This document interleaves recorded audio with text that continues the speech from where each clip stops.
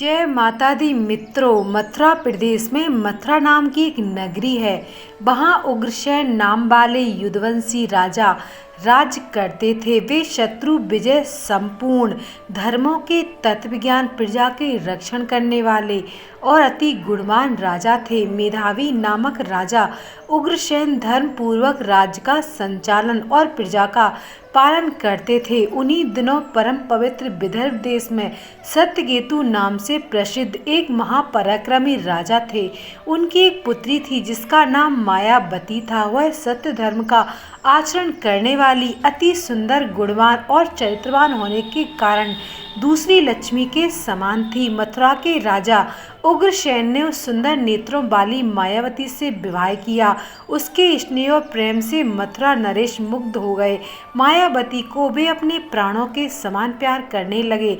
उसके साथ ही भोजन करते थे। उसके साथ क्रीड़ाविलास में ही राजा का समय बीतने लगा। भगवान शिव कहते हैं, हे देवी पार्वती जी, मायावती के बिना उन्हें एक क्षण भी चैन नहीं पड़ता था। इस प्रकार से आने वाले प्रतिदिन उन दोनों पति पत्नी में प्रेम बढ़ने लगा। फिर कुछ समय के बाद विदर्भ नरेश सत्यकेतु ने अपनी पुत्री मायावती को याद किया और उसकी माँ भी उसे ना देखने के कारण बहुत दुखी थी। फिर एक दिन उन्होंने अपनी बेटी के हालचाल जानने हेतु मथुरा नरेश उग्रसेन के पास अपने दूत भेजे। मित्रों, भगवान शिव जी कहते हैं कि हे देवी पार्वती जी, दूतों ने वहां जाकर आदर पूर्वक राजा से कहा, महाराज, विदर्भ नरेश सत्यकेतु ने अपनी कन्या और इस राज्य की महारानी के कुशल समाचार जानने हेतु हमें यहाँ भेजा है। आपको हमारा सादर प्रणाम है। अगर उनका प्रेम और स्नेहपूर्ण अनुरोध आपको स्वीकार हो तो राजकुमारी मायावती जी को उनके यहाँ भेजने की व्यवस्था कीजिए। वे अपनी पुत्री को देखना चाहते हैं। मित्रों, भगवान शिव जी कहते हैं, हे देवी पार्वती जी, राजा उग्रसेन ने जब दूतों के मुँह से यह बात सुनी तो वे भी प्रसन्न हो गए, क्योंकि वे भी चाहते थे कि रानी मायावती को आराम करने हेतु उनके पिता के यहाँ जाना चाहिए।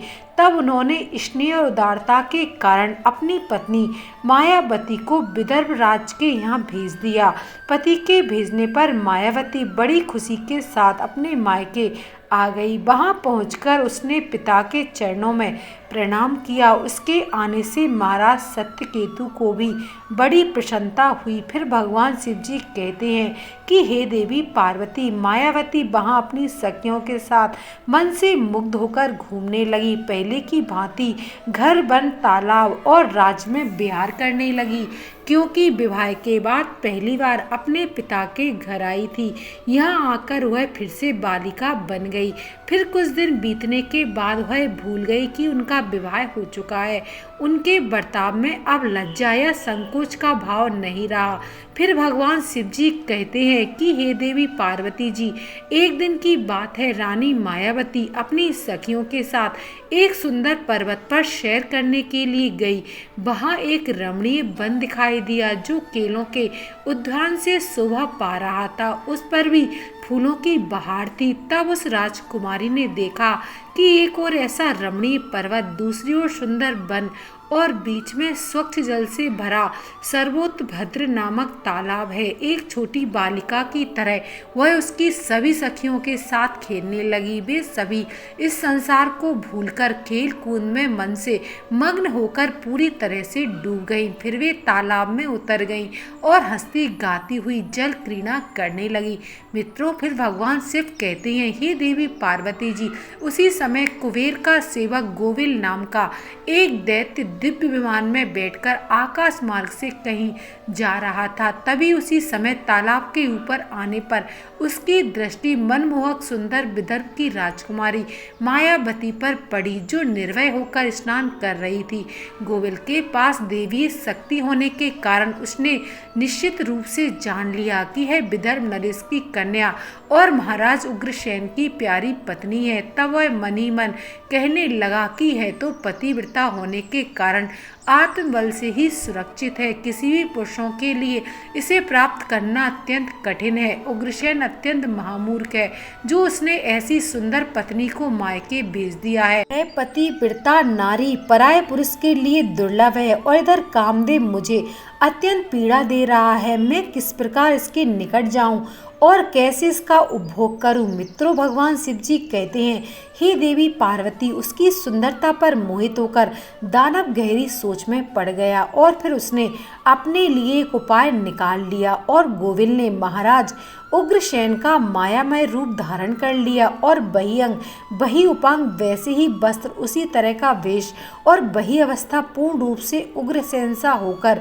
वह पर्वत के शिखर पर उतरा और एक अशोक वृक्ष की छाया में शिला के ऊपर बैठकर उसने मधुर स्वर से संगीत सुरों की तान छेड़ दी। वह गीत संपूर्ण विश्व को मोहित करने वाला था। ताल, लय और उत्तम स्वर से युक्त उस मधुर गीत को सखियों के मध्य में बैठी हुई सुंदरी मायावती ने भी सुना। वह सोचने लगी, ऐसा मनमोहक गीत कौन गा रहा है। राजकुमारी के मन में उसे देखने की तीव्र इच्छा हुई। उसने सखियों के साथ जाकर देखा, तब अशोक की छाया में सुंदर प्रतापी राजा बैठा हुआ है। कोई पुरुष गा रहा है। वह महाराज उग्रसेन के जैसा दिखाई पड़ता है। मित्रों, भगवान शिव जी कहते हैं, हे देवी पार्वती जी, वास्तव में तो वह राजा के भेष में नीच दानव गोविल ही था।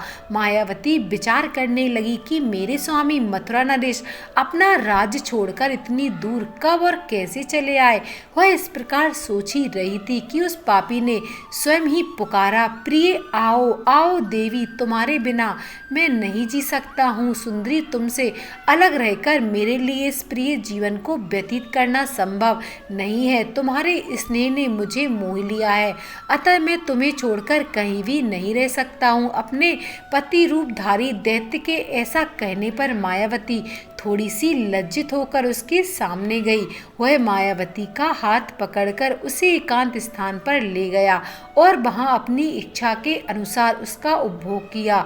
मित्रों, भगवान शिव जी कहते हैं, हे देवी पार्वती, महाराज उग्रसेन के गुप्त अंग में कुछ खास निशानी थी जो उस पुरुष में नहीं दिखाई दी। इससे मायावती के मन में उसके प्रति संदेह उत्पन्न हुआ। राजकुमारी ने अपने वस्त्र संभाल कर पहन लिए। फिर उसके हृदय में इस घटना से बड़ा ही दुख हुआ और वह क्रोध में भरकर नीच दानव गोविल से बोली, ओ नीच, जल्दी बता तू कौन है। तेरा आकार दानव जैसा है, तू पापाचारी है और निर्दयी है। यह कहते कहते आत्मग्लानि के कारण उसकी आंखें भर आईं। वह श्राप देने को उद्यत होकर बोली, हे दुरात्मा, तूने मेरे पति के रूप में आकर मेरे साथ छल किया है और इस धर्ममय शरीर को अपवित्र करके मेरे उत्तम पतिव्रत का नाश कर डाला है। अब यही तू मेरा भी प्रभाव देख ले, तुझे अत्यंत कठोर श्राप दूंगी। उसकी बात सुनकर गोविल ने कहा, हे पतिव्रता नारी, भगवान श्री विष्णु तथा उत्तम ब्राह्मण के भय से तो समस्त राक्षस और दानव दूर भागते हैं। मैं तो दानव धर्म के अनुसार ही इस पृथ्वी पर विचर रहा हूँ। पहले मेरे दोष का विचार करो कि किस अपराध पर तुम मुझे श्राप देना चाहती हो। तब मायावती बोली, हे पापी, मैं साध्वी और पतिव्रता हूँ। मेरे मन में केवल अपने पति की कामना रहती है। मैं सदा उन्हीं के लिए तपस्या किया करती हूँ। मैं अपने धर्म मार्ग पर स्थित थी, किंतु तूने माया रचकर मेरे धर्म के साथ ही मुझे भी नष्ट कर दिया है। इसलिए हे दुष्ट नीच, तुझे भी मैं भस्म कर डालूंगी। तब गोविल बोला, हे राजकुमारी, यदि तुम उचित समझो तो यह बात ध्यान से सुनो। मैं धर्म की ही बात कह रहा हूँ। जो स्त्री प्रतिदिन मन, वाणी और काम से अपने पति की सेवा करती है, पति के संतुष्ट रहने पर स्वयं भी संतोष का अनुभव करती है, पति क्रोधी होने पर भी उसे कभी नहीं छोड़ती, उसके दोषों और गुनाहों की ओर ध्यान नहीं देती है, उसके मारने पर भी प्रसन्न होती है और पति के सभी कामों में आगे रहती है, वही नारी पतिव्रता कही गई है। यदि स्त्री इस लोक में अपना कल्याण करना चाहती हो तो वह पतित, रोगी, अंगहीन, कोढ़ी, सब धर्मों से रहित तथा पापी पति का भी परित्याग ना करे। जो पति को छोड़कर जाती है और दूसरे कामों में मन लगाती है, वह संसार में सब धर्मों से बहिष्कृत व्यभिचारिणी समझी जाती है। जो पति की अनुपस्थिति में लालच में तरह तरह के व्यंजनों का स्वाद लेती हो तथा श्रृंगार करती है, उसे मनुष्य कुलटा कहते हैं। मित्रों, भगवान शिव जी कहते हैं, हे देवी पार्वती, गोविल आगे कहता है, कि मुझे वेद और शास्त्रों द्वारा मेरे गुरु के द्वारा प्राप्त धर्म का ज्ञान है। गृहस्थ धर्म का परित्याग करके पति की सेवा छोड़कर यहाँ किस लिए आई हो? तुम इतना होने के बावजूद भी अपने ही मुंह से कहती हो मैं पतिव्रता हूँ। कर्म से तो तुम्हें पतिव्रता का छोटा सा अंश भी पता नहीं है। तुम डर भय छोड़कर पर्वत और वन में मतवाली होकर घूमती फिरती हो, इसलिए पापनी हो। मैंने यह महान दंड देखकर तुम्हें सीधी राय पर लगाया है। अब कभी तुमसे ऐसी दृष्टता नहीं हो सकती है। बताओ तो पति को छोड़कर किस लिए यहाँ आई हो? यह श्रृंगार, यह आभूषण तथा यह सुंदर वेशभूषा धारण करके क्यों खड़ी हो? हे पापिनी, बोलो ना, किस लिए और किसके लिए यह सब किया है? कहाँ है तुम्हारा पतिव्रत धर्म? दिखाओ तो। मेरे सामने व्यभिचारिणी स्त्रियों के समान बर्ताव करने वाली नारी, तुम इस समय अपने पति से 400 कोस दूर हो। कहाँ है तुम में पति को देवता मानने का भाव? दुष्टा कहीं की, तुम्हें लज्जा नहीं आती? तुम्हें तो क्या मुझे ही अपने बर्ताव पर घृणा हो रही है? तुम क्या मेरे सामने बोलती हो? कहाँ है तुम्हारी तपस्या का प्रभाव? कहाँ है तुम्हारा तेज और बल? आज ही मुझे अपना बल, वीर्य और पराक्रम दिखाओ। तब मायावती बोली, ओ नीच दानव असुर, सुन, पिता ने स्नेहवश मुझे पति के घर से बुलाया है। इसमें कहाँ पाप है? मैं काम, लोभ, मोह तथा डर के बस पति को छोड़कर नहीं आई हूँ। मैं यहाँ भी पति का दिन रात चिंतन करती रहती हूँ। तुमने भी छल से मेरे पति का रूप धारण करके ही मुझे धोखा दिया है। तब गोविल ने कहा, मायावती, मेरी युक्ति युक्त बातें सुनो। अंधे मनुष्यों को कुछ दिखाई नहीं देता है। तुम धर्म रूपी नेत्र से हीन हो, फिर कैसे मुझे यहाँ पहचान पाती? तुम्हें ज्ञात था कि तुम्हारे पति इतनी दूर कभी नहीं आ सकते हैं, फिर भी तुमने मेरे साथ संबंध बनाए। जिस समय तुम्हारे मन में पिता के घर आने का भाव उदय हुआ, उसी समय तुम पति की भावनाओं को छोड़कर उनके ध्यान से मुक्त हो गई थी। पति का निरंतर चिंतन करने वाली नारियां ही नारियों के धर्म है। जब वही नष्ट हो गया है तो क्यों स्वयं को पतिव्रता कहती हो? मित्रों, भगवान शिव जी कहते हैं, ये देवी पार्वती, गोविल कहता है, जब तुम्हारे हृदय की आँख ही फूट गई, तब ज्ञान नेत्र से हीन होने पर तुम मुझे कैसे पहचानती? गोविल की बातें सुनकर राजकुमारी मायावती जमीन पर बैठ गई। उसके हृदय में बड़ा दुख हो रहा था। गोविल ने फिर कहा, हे राजकुमारी, मैंने तुम्हारे उदर में जो अपने वीर्य की स्थापना की है, उससे तीनों लोगों को त्रास पहुंचाने वाला मेरा पुत्र उत्पन्न होगा। फिर भगवान शिव जी कहते हैं, हे देवी पार्वती, ऐसा कहकर वह दानव वहां से चला गया। गोविल एक ज्ञानी दानव तो था ही, किंतु वह बड़ा ही दुराचारी और पाप आत्मा था। उसके चले जाने पर मायावती अत्यंत दुखी होकर रोने लगी, जिससे उसकी रोने की आवाज सुनकर उसकी सखियां दौड़ी चली आईं और पूछने लगी, राजकुमारी, आप क्यों रो रही हो? और मथुरा नरेश महाराज उग्रसेन कहाँ चले गए?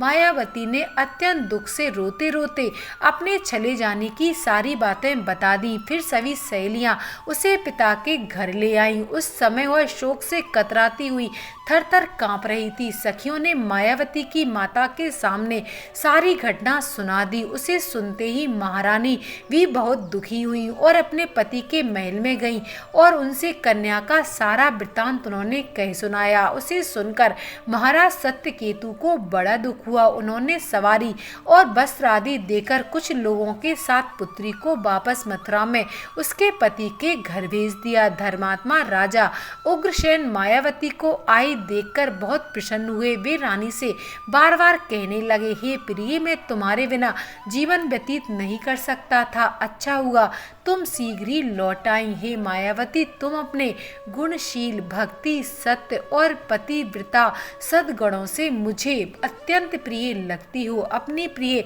पत्नी मायावती से ऐसा कहकर महाराज उग्रसेन उसके साथ विहार करने लगे। सब लोगों को भय पहुंचाने वाला उसका भयंकर गर्व दिन पे दिन बढ़ता जा रहा था, किंतु उस गर्व गर्भ का कारण केवल मायावती ही जानती थी। अपने उदर में बढ़ते हुए उस गर्भ के विषय में मायावती को दिन रात चिंता बनी रहती थी। 10 वर्ष तक वह गर्भ बढ़ता ही गया। तत्पश्चात उसका जन्म हुआ। मित्रों, फिर भगवान शिव जी कहते हैं, हे देवी पार्वती, वह वही अति तेजस्वी महाबली दुराचारी प्रजा को कष्ट देने वाला कंस था, जिसके भय से तीनों लोकों के निवासी थर्रा उठे थे। उसके बाद भगवान श्री कृष्ण के हाथ से मारा जाकर मोक्ष को प्राप्त हुआ था।